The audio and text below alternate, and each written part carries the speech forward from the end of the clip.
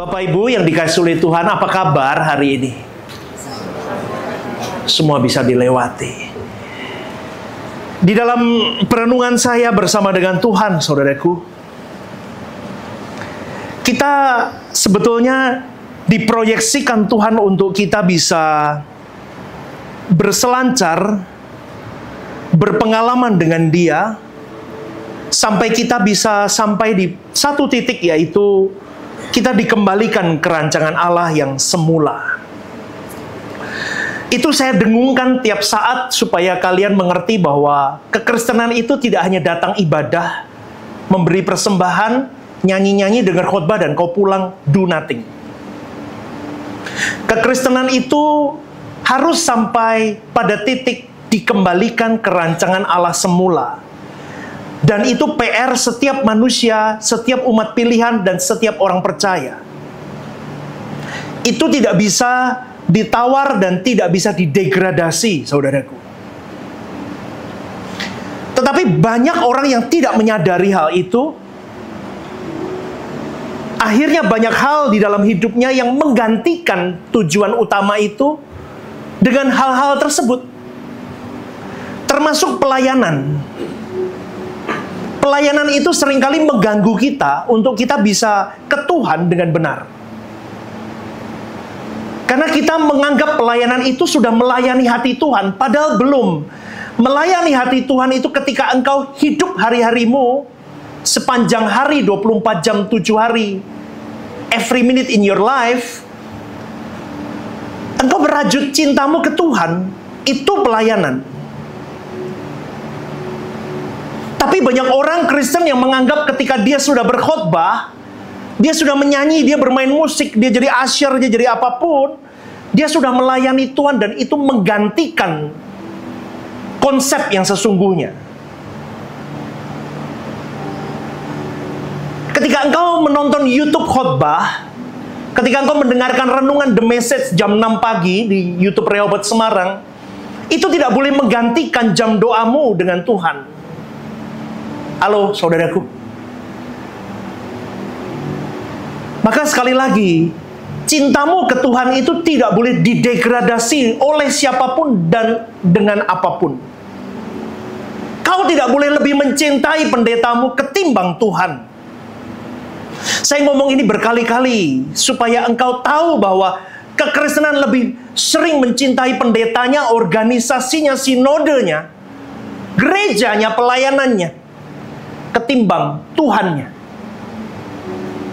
Dan itu tanpa kalian sadari, kau sedang menciptakan ilah lain.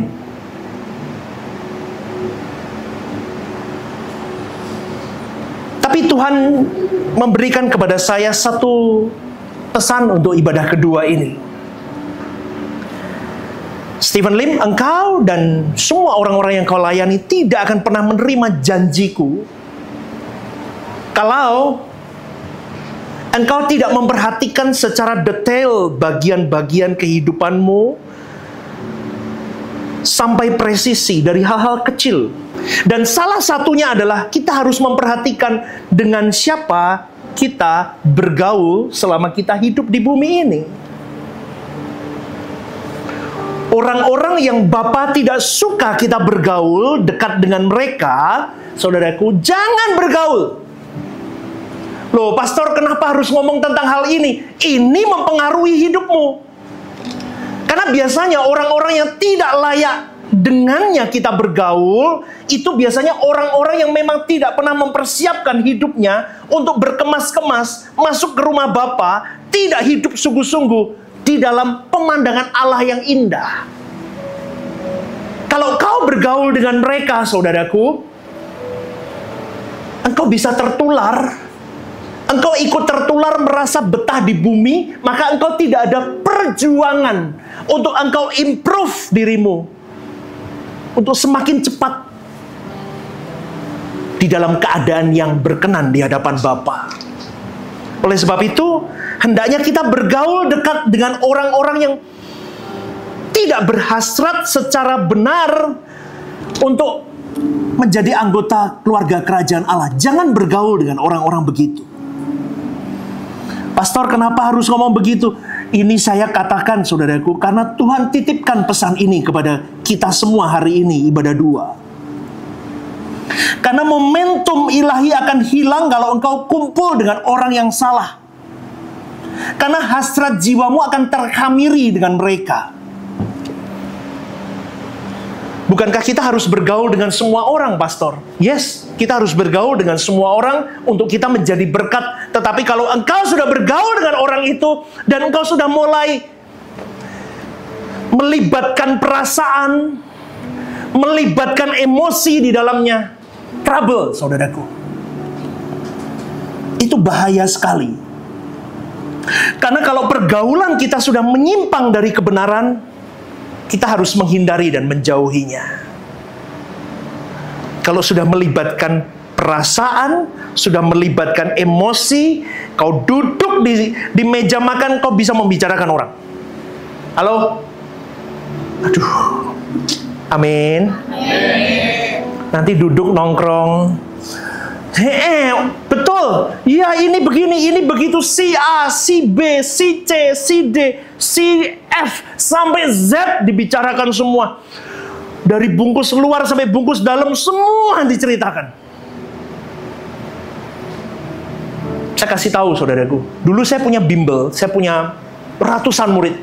Itu saya menemukan berbagai model karakter anak. Anak kecil tuh jago ngerumpi loh, karena papa mamanya suka ngerumpiin orang. Duh, nggak percaya. Bisa ngomongin orang. Om, tak kasih tahu om. Ternyata begini-begini. Saya kadang lihat anak, kok isu koyong ini anak ya? Saya telusuri ternyata papa mamanya suka ngomongin orang di rumah. Itu terkhamiri, terimpartasi begitu. Maka dari itu, saudaraku, Bapa menghendaki engkau dan saya bergaul dengan orang-orang yang mana Bapa bisa memakai mulut mereka untuk menyampaikan kebenaran. Katakan amin. Jangan bergaul dengan orang yang suka ngomongin orang. Ketika kita bergaul dengan orang-orang yang Bapa bisa memakai mulut mereka untuk kebenaran, maka di situ akan terjalin sebuah persekutuan yang indah. Saling menguatkan, tidak membicarakan orang lain. Maka di situ akan saling menguatkan, saling menopang, saling membimbing. Tujuannya satu, kita semua akan kembali suatu hari memimpin bersama di kerajaan Allah. Tapi hari ini tidak banyak orang Kristen peka akan hal itu. Coba Anda kalau bertemu dengan sama-sama orang yang berambisi untuk hidup benar, itu indah. Anda akan bisa saling menopang, menolong untuk Anda bisa hidup benar. Contoh, kalau mau ngomongin orang, stop ya, kita jangan ngomongin orang hari ini. Nggak mau. Amin. Kita berani nggak begitu? Amin ya, jangan ngomongin orang. Kita duduk makan aja. Ngopi aja. Orang hebat itu memikirkan program bagaimana ke depan. Nggak ngomongin jelek orang, nggak. Kita mulai bertobat, saudaraku. Karena kalau kita kumpul dengan orang-orang begitu, Anda pergi dari meja itu, Anda gantian yang dibicarakan orang itu. Loh, iya nggak? Loh, Anda pernah kumpul begitu kan? Nanti Anda nih duduk sama si A, si B, si C nih ya. Saya sama 5 orang nih duduk. Ini suka ngomongin orang semua nih. Saya beranjak dari meja itu, pulang dulu ya. Saya keluar dari pintu kafe itu, yakin saya. Pastore iki khotbahnya kenceng. Ora bener, khotbahnya terlalu keras. Nek menurutmu piye? Mulai tes berkembanglah. Nanti yang tidak perlu dibahas. Terus. Jadi dosa, saudaraku. Itu yang membuat engkau dan saya tidak bisa klimaks di pemandangan Allah. Meskipun kau jadi pendeta seperti saya, jadi aktivis. Kau duduk kamar doa, tapi doamu melempem. Karena apa? Pergaulanmu rusak. Maka pemazmur berkata, berbahagialah orang yang tidak berjalan menurut nasihat orang fasik. Karena secara langsung atau tidak langsung, disadari atau tidak, saudaraku, orang-orang di sekitar kita itu mempengaruhi kita. Coba tayangkan satu gambar yang tadi saya berikan. Coba ini Anda lihat ya gambar ini, saudaraku. Oh ini. Coba nih lihat. Energi orang itu menular. Kamu selalu menyerap energi orang di sekitarmu. Nasibmu dibentuk lingkunganmu. Tanpa kamu sadari, kamu meniru pikiran, perasaan, dan tindakan orang-orang di sekitarmu hingga membentuk apa? Nasibmu. Berhati-hatilah dengan orang di sekitarmu. Nasibmu tidak akan baik jika bersama orang yang buruk. Jangan dimatikan dulu, biar dipasang aja. Coba Anda serapi kalimat ini. Ini tidak alkitabiah, tetapi secara psikologi ini benar. Maka berbahagialah orang yang tidak berdiri di jalan orang berdosa dan yang tidak duduk di dalam kumpulan pencemooh. Pencemooh itu artinya orang yang menilai salah orang. Itu pencemooh. Jujur saudaraku, kita belak-belakan deh. Seringkali kita banyak berdosa di meja makan, di meja kafe, di mana kita berkumpul dengan teman-teman. Di situ kita tergoda untuk membicarakan orang lain. Betul nggak? Halo, betul nggak? Rasanya kurang respon loh, rasanya kok aku rau, pastor. Kita tergoda di situ. Kita kalau suruh ngomongin orang, itu fasihnya minta ampun. Kita membicarakan kejelekan orang, keburukan orang. Jadi saudaraku, mestinya kita bergaul dengan orang yang kesukaannya ialah Taurat Tuhan, merenungkan Taurat itu siang dan malam, terus menerus. Artinya apa? Kita harus bergaul dengan orang-orang yang hasratnya untuk Tuhan saja hidupnya. Hasratnya untuk kesenangan Tuhan saja. Hasratnya untuk berjuang untuk merajut senyum Tuhan dalam hidupnya. Apakah orang begitu tidak bisa jatuh lagi, pastor? Oh bisa, tetapi mereka terus berjuang untuk mengikisnya. Dan tidak banyak orang punya kesempatan untuk punya hasrat itu, saudaraku. Karena mereka matikan. Ngomongin orang itu nikmat, jelekin orang itu nikmat, gibahin orang itu nikmat, gosipin orang itu nikmat. Semakin digosok semakin sip. Bu Antar tuh sip. Semakin digosok semakin sip. Gosip. Kalian duduk di sini belajar suara kebenaran. Yes, bagus. Wah, bener ini ajarannya. Wah, ini. Tapi kau tidak berubah. Buat apa? Hal kecil. Kau di mana? Oh, saya ikut GSKI, belajar suara kebenaran. Oh, iya, bagus itu, bagus. Tapi ketika kau duduk dengan orang lihat produk Rehoboth Semarang, suka gibahin orang. Ngapain ke gereja itu? Halo? Halo? Ketika kau duduk dengan orang, gerejamu mana? Oh, gerejaku ini. Oh ya, suka negatif thinking. Karaktermu tidak baik. Pinjam uang nggak kembaliin. Halo? Maaf ya, saya ngomong ini apa adanya, saudaraku. Demi nama Tuhan, Kristenmu harus jagalah terangmu. Itu kan Natal nanti itu begitu temanya. Jagalah terangmu. Terangmu kau buat redup karena kau salah berperilaku, bertindak. Katanya belajar suara kebenaran, kelihat cewek, matanya koyon delok, biar. Bertobat, saudaraku. Saya nggak nyindir. Ini fakta. Saya sedih lihat begini. Maka kita harus mulai mengerti hari ini. Kita harus bergaul dengan orang-orang yang mencintai Tuhan itu dengan benar. Maka dari itu, mulai sejak hari ini, kita harus berani benar-benar meninggalkan, garis bawah ini, teman-teman yang memang tidak membawa dirimu kepada kebenaran, yang tidak membawa dirimu semakin terbang tinggi sama Tuhan. Selektiflah dengan siapa engkau bersahabat, berteman. Pastor, terus aku nggak punya teman. It's okay. Jangan takut sendirian. Sendirian aja masih diserang sana-sini. Kau kuat, kau punya Tuhan. Asal kuncinya satu, hiduplah di dalam kekudusan Tuhan.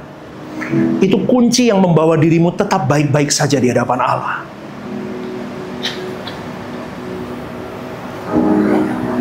Bapak Ibu yang dikasih oleh Tuhan,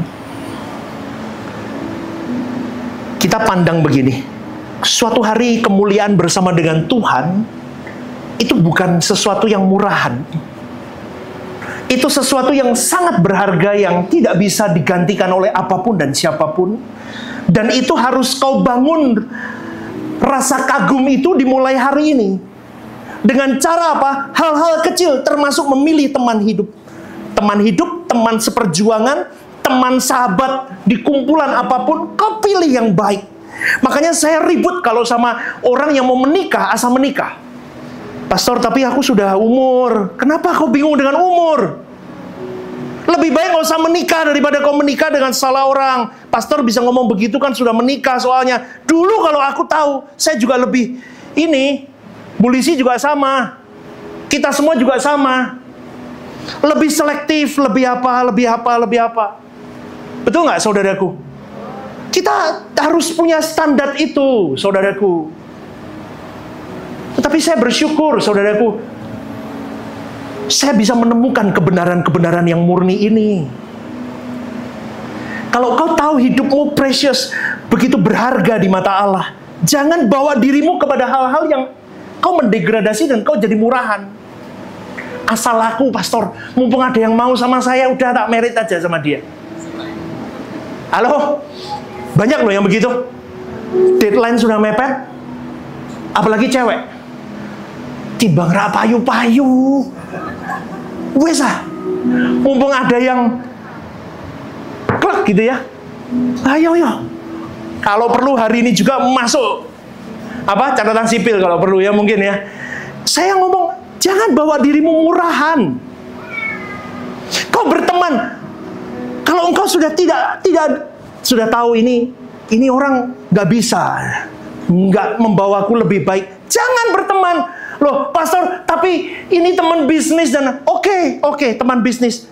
Tapi stop hanya sebagai partner bisnis, tidak melibatkan emosi dan perasaan. Katakan amin.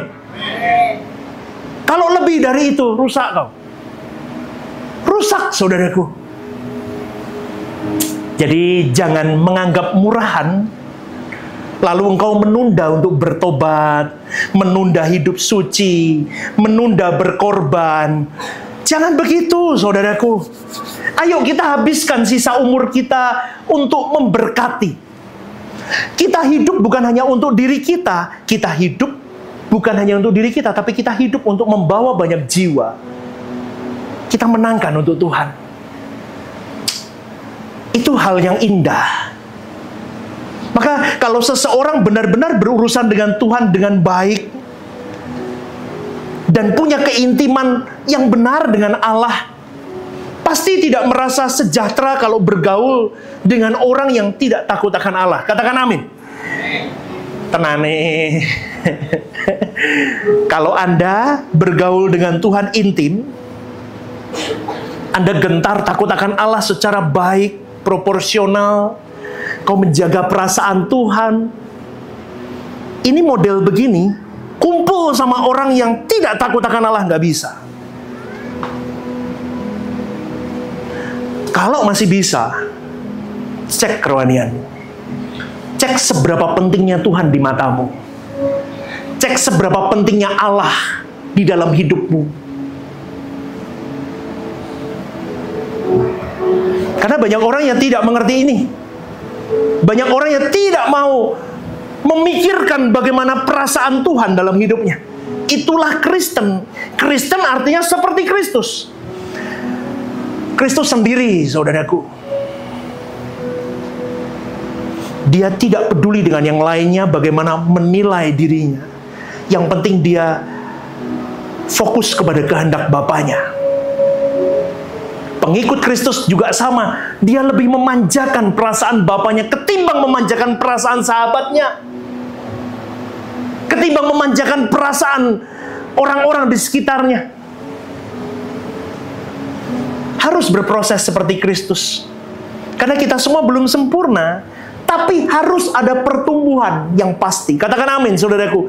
Pertumbuhan itu harus step by step. Oke, tapi jangan berjalan di tempat. Kau harus upgrade yourself setiap saat. Itu indah, saudaraku. Kuncinya di mana? Kuncinya di dekat sama Tuhan. Lagunya yuk. Haus hatiku selalu bersama Yahweh Bapakku. Katakan. Tutup matamu.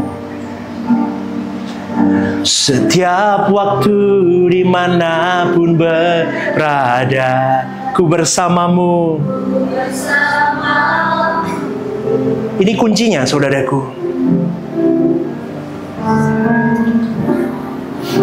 Yang aku perlu hanyalah dirimu, satu-satunya.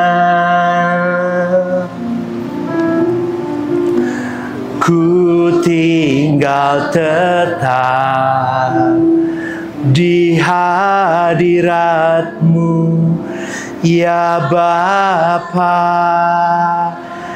Saudaraku, bergaul harus mulai memilih hari ini.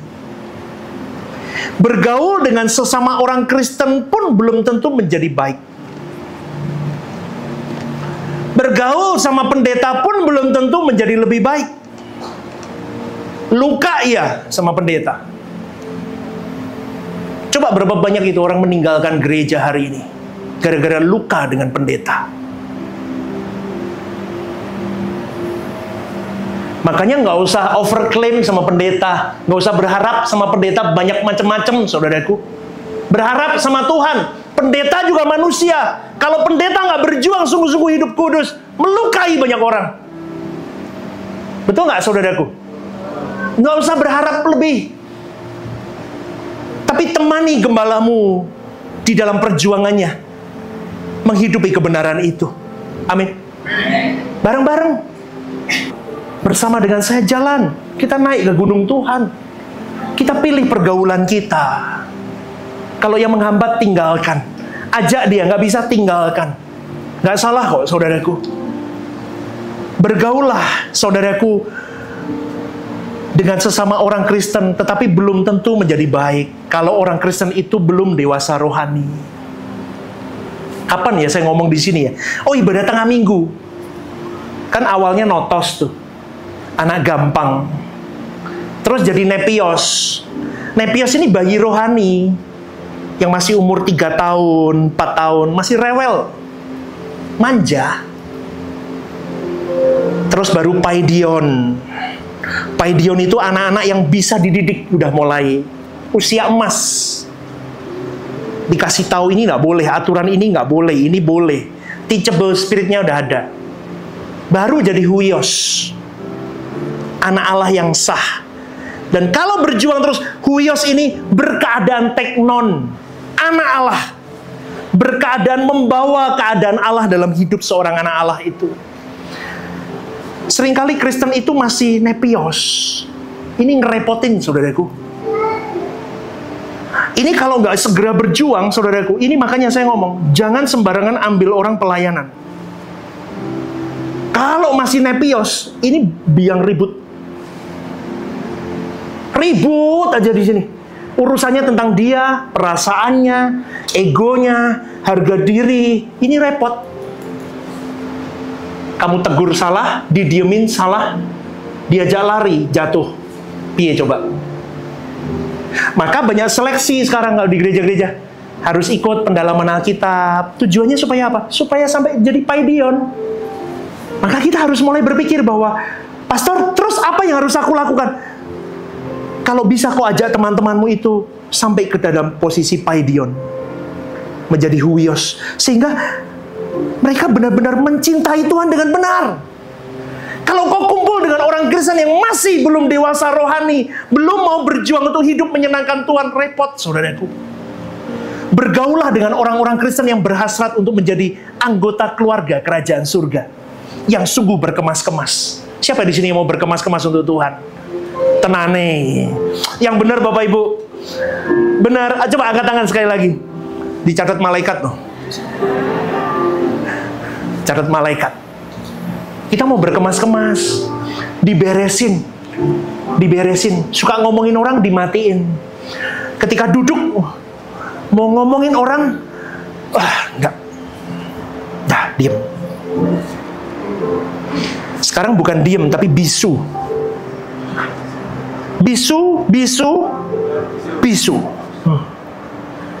enggak.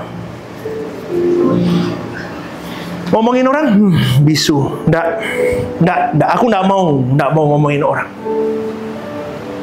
Jadi ketika suatu hari kita berdiri di pengadilan Allah, kita diperkenankan oleh Tuhan karena kita menjaga hidup kita itu kudus. Maka minta petunjuk Tuhan, saudaraku, untuk kita bisa membedakan roh. Artinya apa? Membedakan orang ini takut Tuhan apa enggak? Ini takut Tuhan apa tidak?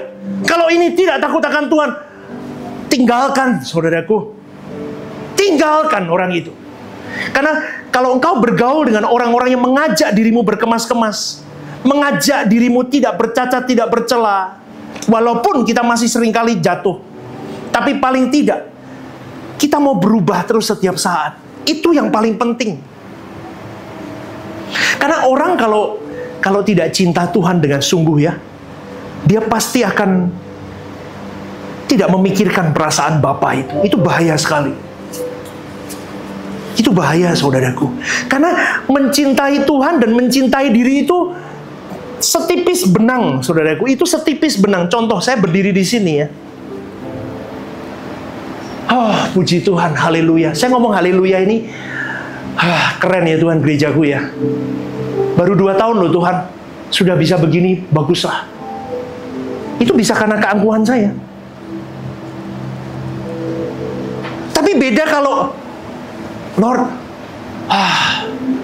Kau tuntun aku dari hari ke hari, minggu ke minggu, bisa sampai di titik ini, terima kasih ya Tuhan. Beda. Tapi nggak ada yang tahu Engkau sendiri dengan Tuhan. Maka orang yang tidak berurusan dengan Allah, pasti urusannya tentang dia dan dunia.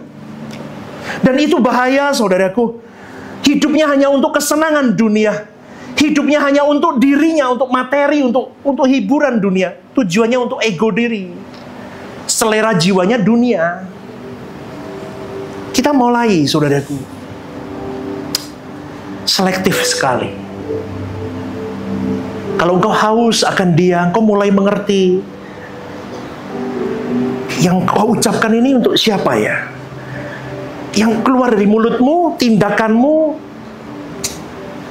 semuanya, pikiranmu, perasaanmu itu untuk siapa ya? Kau harus memberi offering ke Tuhan tiap saat, saudaraku, hatimu, perasaanmu, terus.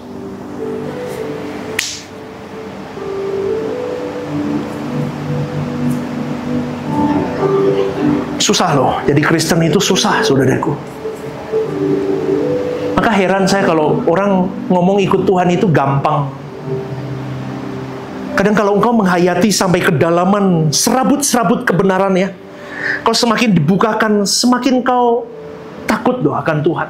Maka tadi ibadah 1 saya ngomong, hargai Tuhanmu, jangan terlambat kau datang ke gereja. Loh pastor, itu salah. Kalau kau mau ketemu dengan orang penting, kau nggak mungkin terlambat. Amin, saudaraku.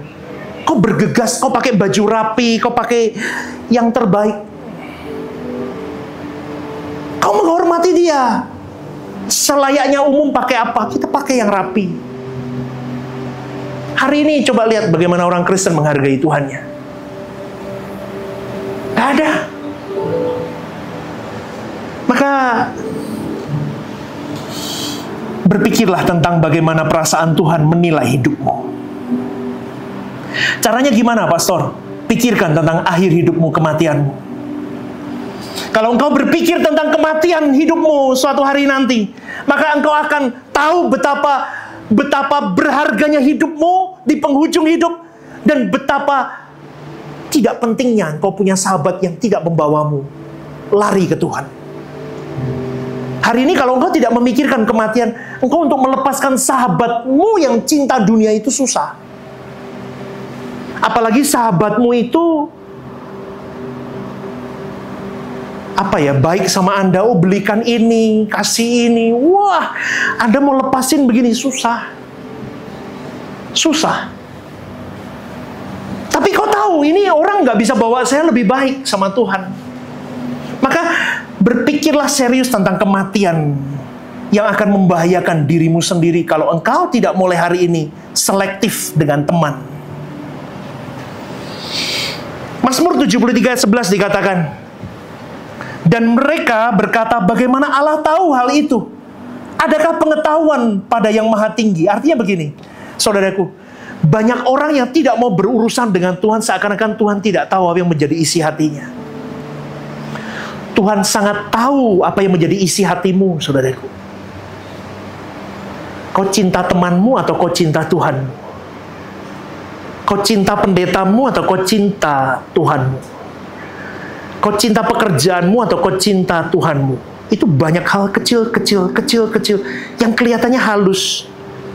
Tetapi setiap kali engkau memilih itu membuat senyum Tuhan atau membuat goresan tangisan kepada Tuhan.